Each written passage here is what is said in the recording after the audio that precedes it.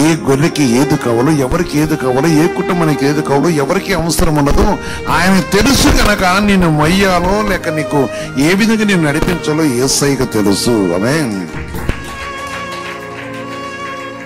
నా ప్రియమైన సహోదరి సోదరి,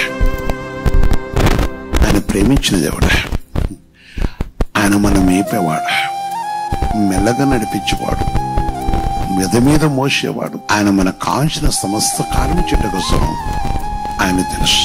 ఏ కుటుంబానికి ఏది కావాలో, ఎవరు ప్రభుని నూతన నమ్ముకున్నారో, ఎవరు దేవుని కోసం ఉన్నారు, ఎవరు ఏ స్థితిలో ఉన్నారో, వ్యాధితో ఉన్నావా, బాధతో ఉన్నావా, కష్టంతో ఉన్నావా, దుఃఖంతో ఉన్నావా, గ్రహింపలేని యొక్క మనస్సు వేదనతో ఉన్నవా, మనస్సు వేదనతో ఉన్నా, నీ మనసు కృంగిపోతూ ఉన్నది, నీకున్న బలహీనత ఆయన తెలుసు.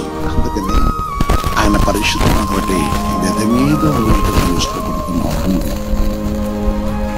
ఒక గొర్రె పిల్లని ఏ విధంగా వెద మీద పోస్తాడో పాలిచ్చి వాటిని అనగా నీకేమీ తెలియని నేను బయటకు ఇష్టపడుతున్నా. మీరు ఇష్టపడితే, నీ కుటుంబం ఇష్టపడితే ప్రభుత్వం తిరిగి ఆయన తట్టు చూస్తే, ఆయన పరిశుద్ధన మాట ఎందు లక్ష్యం ఇస్తే, ఈ సర్వోన్నతమైన దేవుని యొక్క మాట ఎందు లక్ష్యం ఇచ్చి, ఈ లోకంలో దేనికి నిన్ను విడిచిపెట్టడు కనుక ఈ లోకంలో ఏదో నిన్ను భక్షించరు కానీ విడిచిపెట్టేవాడు కాదు. భయముతో గడుపుతున్న నిన్ను, నీ భయముతో ఉండాలని ఇష్టపడే దేవుడు కాదు. ఆయన నిన్ను ఆదరించడానికి ఇష్టపడుతున్నవాడు.